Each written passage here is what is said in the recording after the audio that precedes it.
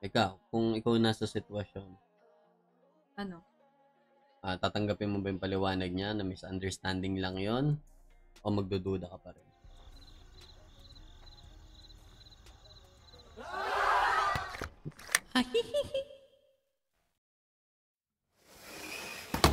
Shoutout po sa lahat ng mga nanonood ngayon. Naririnig nyo ba kami? Mabilis ng araw, no? Monday agad. Monday Tapos, Friday agad. Ang bilis. Uy, sabi ni Sixto, blooming ka, madam. Ay, thank you. Maraming salamat pala sa mga nanonood ng live last week. And this is our second week na nga pala sa pagla-live. Mhm. And, inuubo pa rin ako. So, ang ating question for the day, Ano? Ang laki. Ang Kitang laki. kita nila. Sorry. Nakakainis. Ayan. Nakakainis. tama ba yung construction? Papalitan ko na to. Ayoko na to. Hindi na. Ayoko na. Wag ka na dito. Question of the day. May secret ba kayong tinatago sa partner nyo? Ayun. Sorry, diba? Typo siya eh. Mm. Ang gulo na. Ayan. Ang gulo Kitang-kita na. nila. Ano ba yun? Nakita nila nag-edit ka. Sana nag-ano ka. Nag-dual ano. Nag-studio mode. Oo. Nakaba naman. Sabi ni Kat, siya ba yung sa Midoko? Yes! Since 2020. 2020. Ang tagal na. Mm-mm. No? Ayan, basa na tayo ng confession number 1. Ayan, syempre sa Deep Talk Live. Mag-uusap tayo ng malalim. Gusto niyo bang mag-usap tayo ng mas malalim pa? Laliman pa natin. Ang pag-uusap. Sampal! Hi, Shai and Derek. I've been married for 6 years and recently, habang gumagamit ako ng phone ng asawa ko, may na-receive siyang text. Curiosity got the better of me, kaya binasa ko. It was from a woman. At habang binabasa ko, it was obvious may something sa kanila. Ooh. Thanks for last night. Yung huling message niya. My heart sank. When I confronted him, sabi niya it was just a misunderstanding. Na wala raw nangyari and they were just catching up kasi college friends sila. Pero hindi ko na alam kung anong paniniwalaan ko. I want to trust him pero hindi ko na maalis sa isip ko yung text. Should I let this go or dig deeper? Or baka mas masaktan lang ako. May mga ganun babae kasi talaga na mabilis magselos. Naalala ko tuloy yung kamag-anak ko dyan. Every time na merong na-encounter na woman, yung asawa niya, pinagsasilosan niya. Minsan kasi may mga times din na yung mga babae, konting kibot, mag-highland sa kanila yung opposite sex, selos agad. Pag-appear lang, selos agad. Ang tanong, bakit kasi naman nakikigamit ng cellphone ng asawa? Or yung jowa?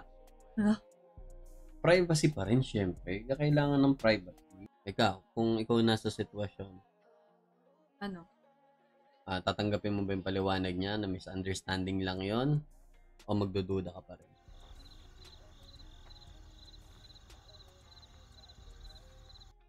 Tatanggapin ko. Hindi.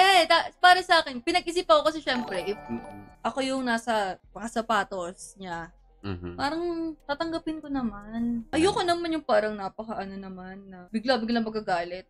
Basta ako magagalit ako pag nag-I love you-han na. Oo. Siguro ako yung nasa sitwasyon na yon, ask ko muna, syempre. Kailangan chill muna ang usapan. Hindi pa pwedeng, sino to? Sino to? Dahil lang naman sa things for last night, meron na agad mali siya. Ang dumi-dumi ng isip, ganun. Sometimes kasi tag dito. Sabi niya, catching up lang nga, kunyari, reunion, ganyan. Napaka-related talaga nito sa isang kamag-anak ko talaga. Yung reunion, as in reunion lang. Kasi syempre, di ba, minsan merong yung mga college, schoolmate na parang nagkaroon ng something. Tapos yun yung mga pinagsilosan talaga, yung mga issue dati. Kaya talagang may mga babae talaga na nagiging silosa. Silosa naman talaga. Kahit college friends, high school classmates, best friends, ganyan. Tsaka nagsisimula din yung mga selos-selos na yun sa asaran. Lalo na. Pero kung yun lang naman yung message, yung text, thanks for last night naman. Baka naman kasi syempre parang wala, may nag-message lang. Sabi rin kasi sa akin, thanks for last night eh. Ay! Joke lang, kala mo yung magkasama tayo kagabi. Kayo guys, kayo chat, ano sa tingin nyo? Tama ba na binuksan niya yung text message ng asawa niya? Is it a breach of privacy? Or justified na dahil may kutob na siya? Kayo ba? Kutob. Minsan kasi mali naman ang kutob ah. True. Hindi mo 100% ang kutob eh. Si OA lang eh. Si OA. Di ba ganun yung expression ngayon? Si OA. Hindi, mahirap ng OA. True. Nakakasira ng relasyon yung pagiging OA ah. Kaya kayo guys, kung mangyayari man sa inyo to, kung lalaki ha, na payo ko sa lalaki, pag-usapan ng maayos, yun dapat chill lang. Uy, may nag-message sa'yo, for example, ang sabi, thank you for last night. Then watch for her reaction sa makarelasyon nyo. Tapos, okay lang naman magkaroon ng kaibigan. Opposite. Then, oo, wala namang problema dun. Trust naman talaga ang susi sa isang ikaw, may kaibigan ka rin na mga babae. Diba? Mga kaibigan babae, kaibigan mo rin. At the same time, mga kaibigan mo, diba? Kaibigan ko rin. Ay, alam mo yun. Basta, dapat alam lang natin yung limitations. Sabi ni Tattoo, what is your pet peeve? Ayan naman parang si yan Si Tio Bray. Namiss ko na si Tio Bray nga, Brian. Ayaw nga pala. Pero Tio Bray, kung nanonood ka man, Tio Bray, shoutout sa'yo. I miss you. We miss you. Okay ka usap si Tio Bray. Sabi ni Jason Ramirez, sana araw-araw upload. Yes, araw-araw po kami nag-upload. Dito YT, FB, TikTok. Araw-araw siya nag-upload. Ayan, tayo mag-end live na. Maraming salamat po sa lahat ng mga nanood ng live stream. Ayan, see you on Wednesday and Friday. Ayan, MWF tayo. Ayan, huwag nyo kakalimutan mag-like, subscribe, and follow po sa aking mga social media accounts. And of course, beware of posers and scammers. Yeah. Yes, ayan. Good or bad comments still appreciated because wala naman kaming inaapakan at ginagawa sa ibang tao. Yeah.